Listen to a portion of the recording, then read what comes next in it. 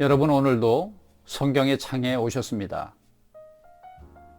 오늘 다룰 주제는 믿음에 대한 성경적인 인식, 이런 제목으로 함께 은혜를 나누도록 하겠습니다.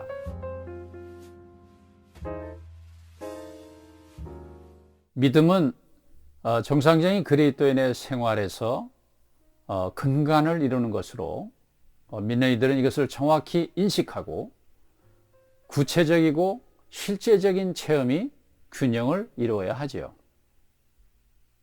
그런데 성경을 연구하는 사람들이나 또 대부분의 그리스도인들이 인식하는 믿음은 왠지 서로의 차이가 있고, 특별히 믿음을 정의하는 감각에서 서로 거리감이 있는 것이 사실입니다. 물론 일반적으로 하나님께서 그의 택한 백성들에게 필요를 채워주시고 그들을 보호하시고 그들을 인도하시는 면에서는 서로의 각각의 처지와 환경에 따라 다를 수 있습니다. 그러나 그것은 믿음의 실제적인 가치는 아니고요. 이것은 먼저 그의 나라와 의를 구하며 사는 백성들에게는 당연적인 축복입니다. 그러나 진정한 믿음의 가치를 우리는 갖기 위해서 믿음 생활 안에는 우리 각자는 스스로 이 믿음을 한번 정의해보고 우리는 합당한 신앙 안에 있는지를 점검해 볼 필요가 있습니다. 왜냐하면 우리가 이 믿음에 대한 인식이 뚜렷하지 않을 때 각자는 스스로의 어떤 신앙 규범 안에 있을 수 있고요.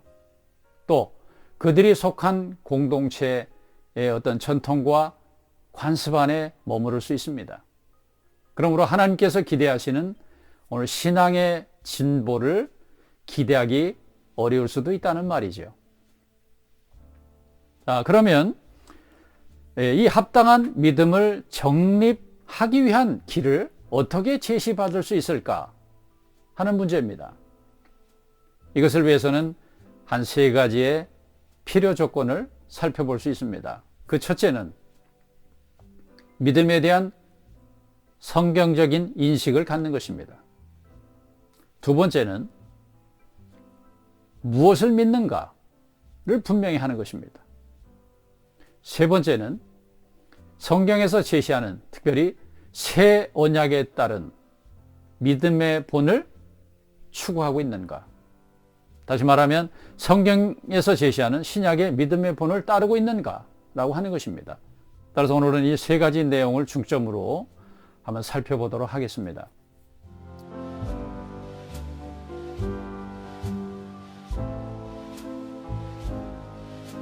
먼저 믿음에 대한 성경적인 인식.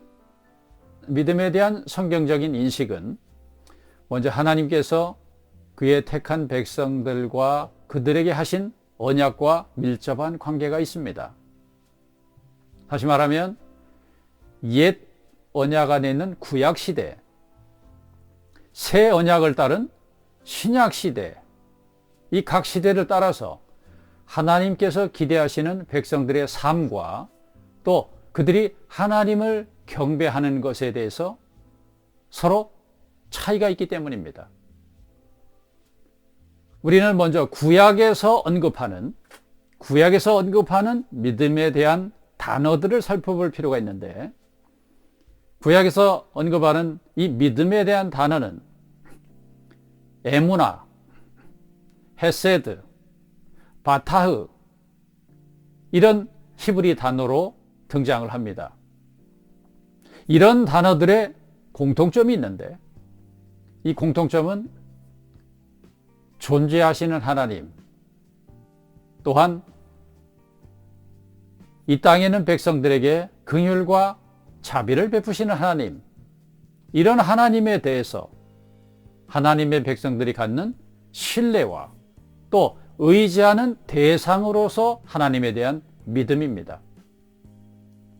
따라서 옛 언약 안에 있는 구약 시대의 어떤 하나님에 대한 믿음은 하나님은 하늘에 계시고 백성들은 땅에 있는 다시 말해서 하나님과 백성들이 구별되어 있고 여기에서 관계성을 유지하기 위해서 중보자를 필요로 합니다.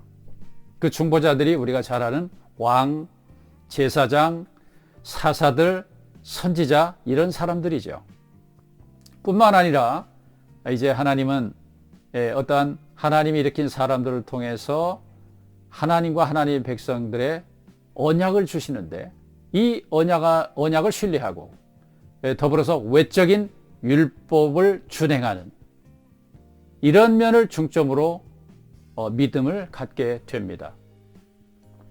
그러나 신약 안에서 이런 동일한 믿음에 관한 단어는 피스티스라고 하는 헬라어의 어원을 둡니다.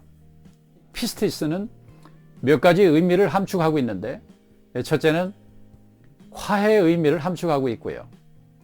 또한 새 언약의 중보와 더불어서 하나님의 주권적인 역사에 대한 순종을 의미로 담고 있습니다. 다시 말하면 화해에 대한 의미, 새 언약에 대한 어떤 보증, 더불어서 하나님의 주권적인 역사에 대한 순종함, 이런 의미를 담고 있다고 기억하셔야 합니다. 따라서 이 말은 신약 안에 있는 믿음은 하나님에 의해서 주도된 믿음이다, 이런 의미입니다.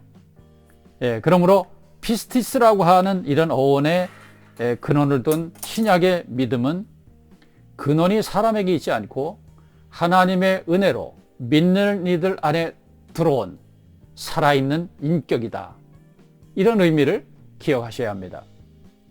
자, 이와 관련된 성경 안에서 특히 베드로가 남긴 아주 중요한 말, 아마도 베드로가 남긴 말 중에서 이 말이 가장 어떤 가치를 지니고 있는지도 모르겠습니다. 그 말이 베드로후서 1장 1절부터 4절에 나타나는 말인데요. 여기에는 믿는 이들 모두는 하나님께로부터 믿음을 할당받았다, 이런 내용으로 언급하고요. 그 다음에 그분의 신기한 능력, 즉 신성한 능력으로 말미암아 생명과 경건에 속한 모든 것들을 우리에게 주셨다. 또한 그것으로 인해서 그것을 은혜로 누리는 사람들에게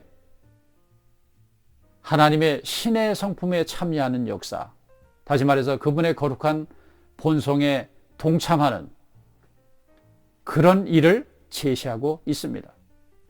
참으로 놀라운 이야기입니다.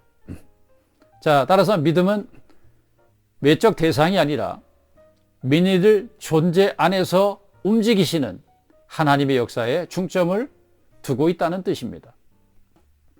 그러면 이제 두 번째로 무엇을 믿는가 하는 문제를 구체화할 필요가 있습니다.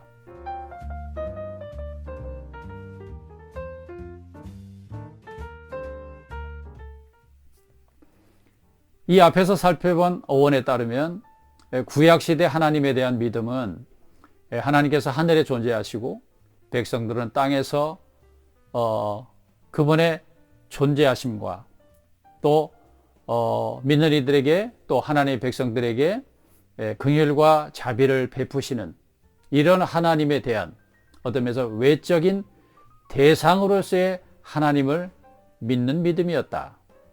네. 그러나 이제 신약 안에서, 새 언약 안에서의 믿음은 하나님의 의도에 따라서 재정립된 것입니다. 따라서 이것은 하나님의 목적 성취와도 직접적인 관련이 있습니다. 앞에서 언급됐던 세 가지 내용, 화해의 의미를 함축하고 있다는 것은 신약 안의 믿음은 그리스도의 구속을 토대로 한다는 것이고, 두 번째는 새 언약을 보증한다. 새 언약의 보증이란 말은 옛 언약은 하나님의 의도와 하나님의 뜻을 중보자를 통해서 간접적으로 전달받습니다. 그리고 외적인 법을 지키고 준행하는 것이죠. 그러나 새 언약 안에서의 믿음은 하나님의 신성한 생명을, 거룩한 생명을 분배해서 하나님께서 이 생명을 우리에게 분배하셔서 거듭남으로부터 실제가 되고, 그 다음에 은혜를 실제적으로 직접적으로 체험하고 누리는 방면이고, 직접적인 성령의 인도를 받습니다. 따라서 믿는 이들 속에 움직이시는 성령은 이것은 어떤 능력이나 느낌이 아닙니다. 어떤 상태가 아닙니다. 이건 믿는 이들 존재 안에 살아 역사하는 인격입니다. 그러면 무엇을 믿는 것인가? 이러한 것은 양면의 균형 잡힌 이런 면을 이해하셔야 됩니다. 다시 말하면 믿음의 양면이 있다는 것이죠. 하나는 객관적인 방면에 믿어야 하는 것이 있고요. 주관적인 방면에 믿는 것이 있습니다. 그러면 객관적으로 우리가 믿어야 할 것들이 뭘까?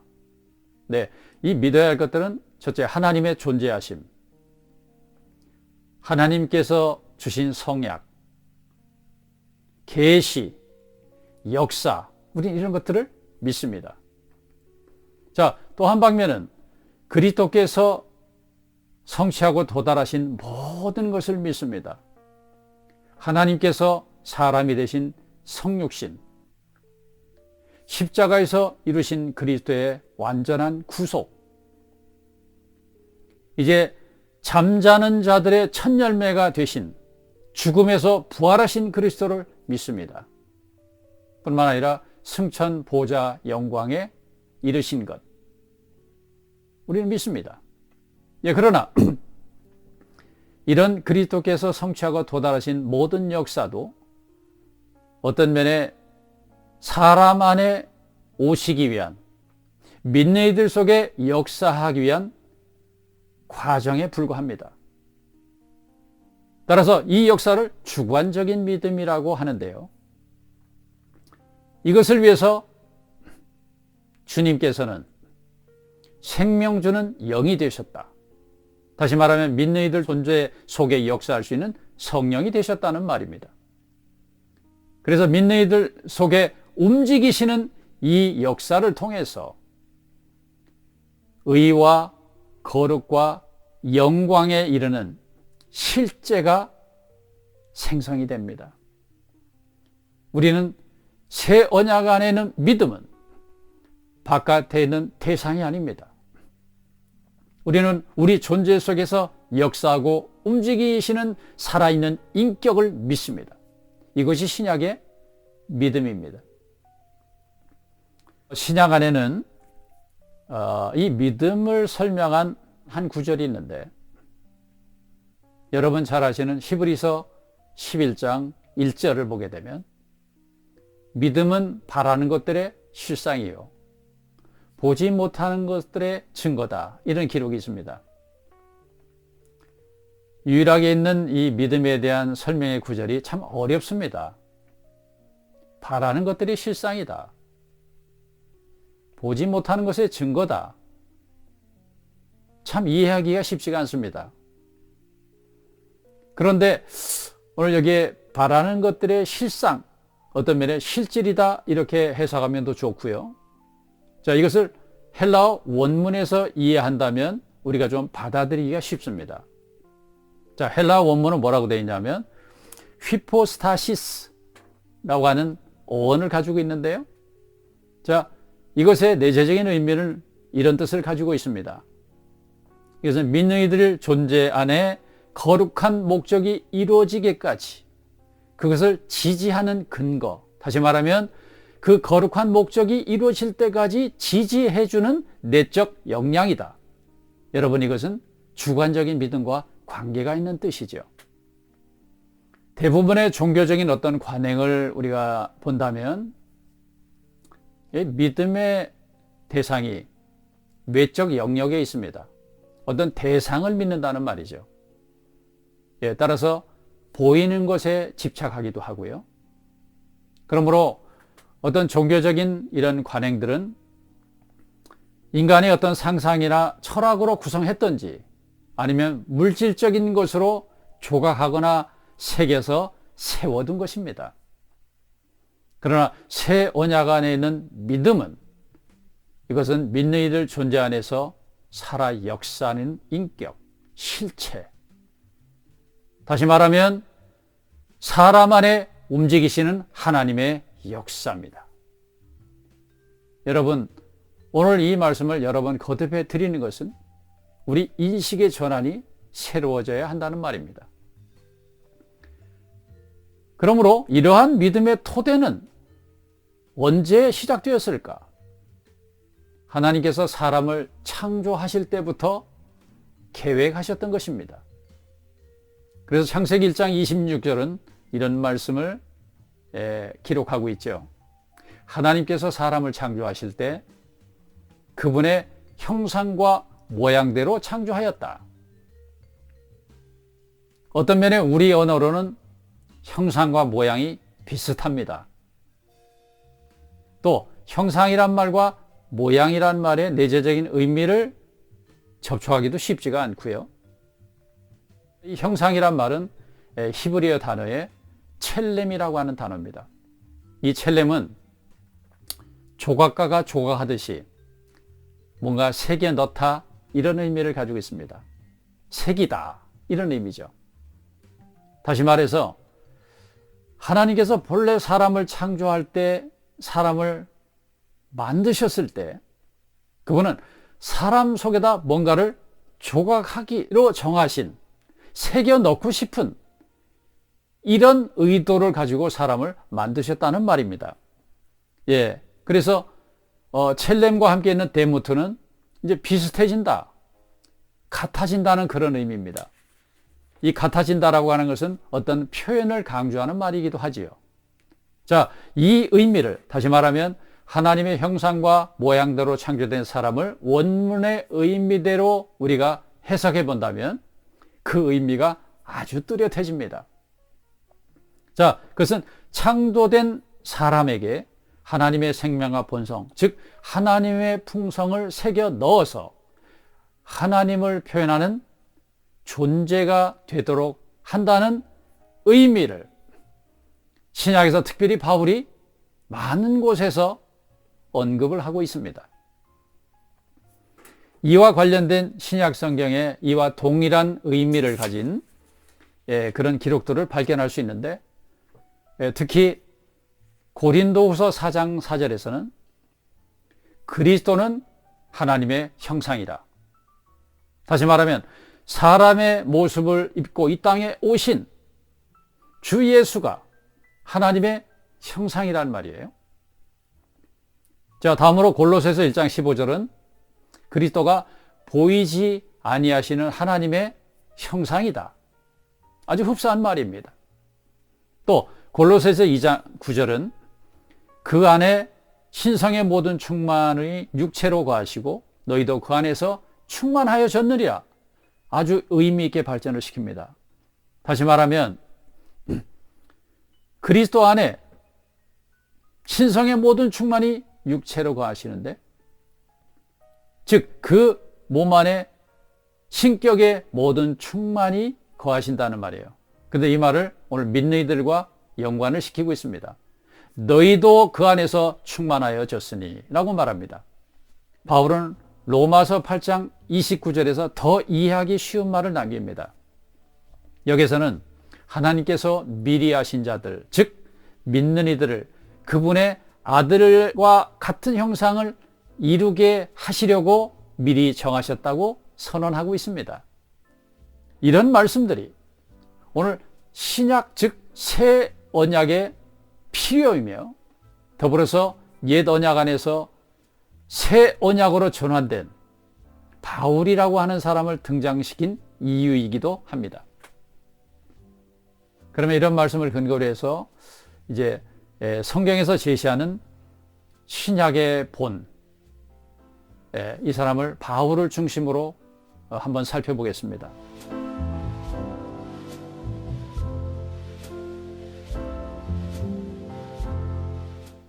이제 이 성경에서 제시하는 믿음의 본으로서 바울은 빌립보서에서 이런 자신 안에 역사하는 믿음의 체험을 구체적으로 언급하고 있습니다.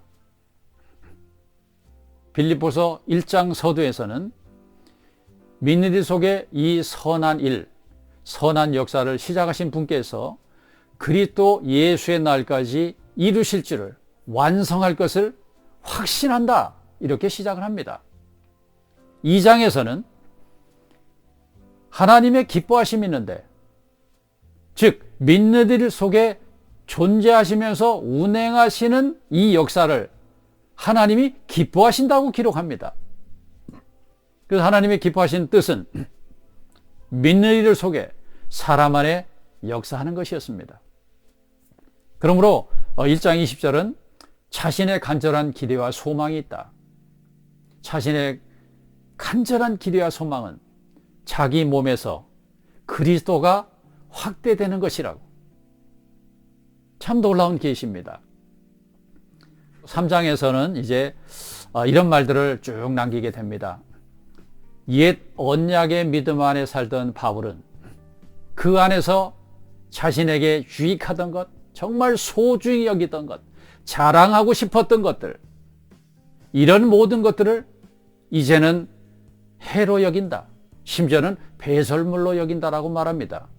그 이유는 이제 그리스도를 얻고 그 안에서 발견되기를 소망했기 때문입니다. 여러분, 이게 신약의 믿음의 본입니다. 그러므로 이제 자신이 가지고 있는 의는 바깥의 행위와 대상에서 얻어진 의가 아니다. 율법의 행위로 얻어진 의가 아니고, 이 의는 내 존재 속에서 역사하시는 움직임, 새 언약 안에서 주어진 믿음의 열매, 즉 하나님의 의였습니다. 여러분, 이제 신약에 합당한 믿음의 정립을 위한 이 세 방면을 간단히 살펴보았습니다. 첫째는 이런 믿음에 대한 성경적인 인식에 대한 부분이었고요. 두 번째는 무엇을 믿는가를 분명히 해야 된다. 세 번째는 성경 안에 있는 신약의 믿음의 본을 따르고 있는가 하는 것입니다. 새 언약에 따른 합당한 믿음은 다시 한번 강조를 드리면 어떤 외적 대상이나 율법적인 행위에 있지가 않습니다.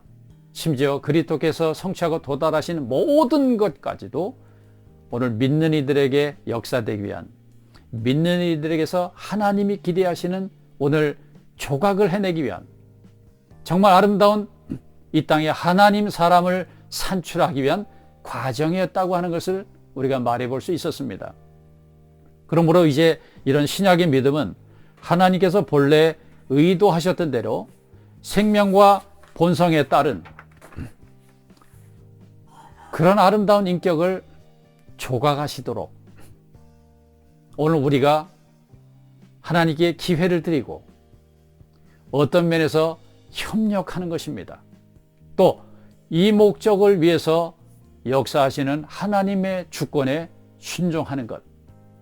여러분, 여기에는 한 방면에서는 시간과 기회를 드려야 되지만 하나님의 통치적인 다스림 안에서 고난과 인내와 연단이 필요하기 때문입니다.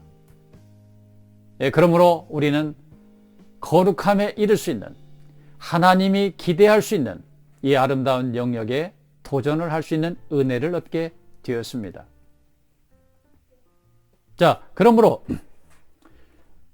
이제 우리는 성경의 여러 이야기 중에 믿는 이들이 예수를 주로 시인하며 무엇을 하든지 말이나 일이나 다 주 예수의 이름으로 한다 라고 하는 것을 이제 이해할 수 있습니다. 특별히 이 땅에 주 예수께서 오셔서 친히 하신 말씀 가운데 너희가 나를 따려거든 자신을 부인하고 자기 십자가를 지고 나를 따르라, 이런 말도 이제는 이해를 할 수가 있습니다.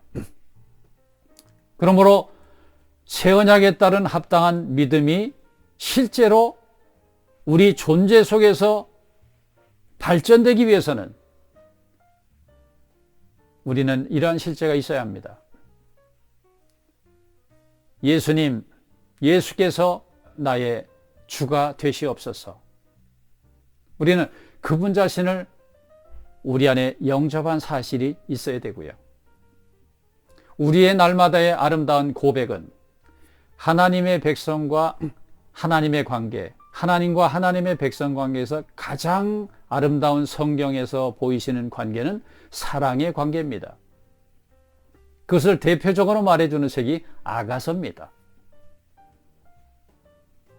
따라서 우리는 주 예수님 당신을 사랑합니다. 주 예수와 하루의 삶을 동행합니다. 소박하지만 이런 실제가 있어야 합니다. 네, 따라서 진정한 우리 생명의 성숙, 신앙의 성숙은 어떤 기적적인 능력이나 역사나 은사나 말과 지혜에 있지 않습니다. 진정한 신앙의 성숙, 믿음의 성숙은 그 사람의 인성을 통해서 나타나는 아름다운 미덕에 있습니다. 신앙의 결국은 사람이 된다는 것입니다. 하나님이 기대하는 사람. 여러분, 오늘 사람을 통해서 나타나는 이 아름다운 미덕이 갈라디아서 5장은 성령의 열매라고 말합니다. 여러분, 거기에는 사랑과 기쁨과 화평, 이런 것을 열거합니다. 참말 사람들을 용서할 수 있고 그들을 배려할 수 있는 그 아름다움은 사랑에서 아니겠습니까? 또 세상은 어느 영역을 가봐도 화평이 없습니다. 부모와 자녀, 사람과 사람의 관계, 이해관계 모든 속에서는 화평이라는 것이 존재하지 않습니다. 그런데 오늘 믿는 이들 속에 역사하는 이 아름다운 움직임이 화평케 하는 자들을 산출합니다. 또한 이런 미덕 중에서 또 으뜸이라고 볼 수 있는 게 온유와 절제, 특히 온유라고 하는 단어를 우리가 이해하는 가장 아름다운 해석은 이건 배려하는 미덕입니다. 오늘 배려할 수 없다면 우리는 성숙한 사람들이 아닙니다. 우리가 신앙 안에서 오랜 세월을 보내고 또 내가 신앙이 성숙했는지 아닌지를 점검하려면 우리가 사람이 되어가고 있는가? 오랜 세월을 주님 앞에 보냈는데도 아직도 심보가 고약하다면 그것은 합당한 믿음 안에 살지 않았다는 증거입니다. 우리는 시간이 지나면 지날수록 이 아름다운 역사는 성령의 움직임을 통한 열매를 맺어가는 생활이라고 볼 수가 있습니다. 이런 믿음의 결국은 이제 하나님께서 기대하는 사람, 즉 맏아들의 형상을 본받은 아들들이 되는 것. 이 아들들은 영원토록 아버지를 표현하고 아버지에 속한 모든 것들을 상속할 수 있는 위대한 후사들입니다. 이 아름다운 역사를 안배하시고 또 새 언약 안에서 좋은 본들을 우리에게 기록으로 남겨주셔서 우리가 이것을 실제적으로 체험하고 누리며 동행할 수 있는 은혜 가운데 살 수 있는 것을 참으로 감사하고 이러한 믿음이 우리의 실제되기를 희망합니다. 오늘 우리의 신앙의 결국이 이런 역사에 도달할 수 있는 우리 마지막 단계를 달리는지 모르겠습니다. 주님의 은혜가 이 말씀 함께 나누는 모든 분들에게 함께 하시기를 기대하면서 오늘 이 메시지를 마치도록 하겠습니다. 여러분, 성경의 창이었습니다.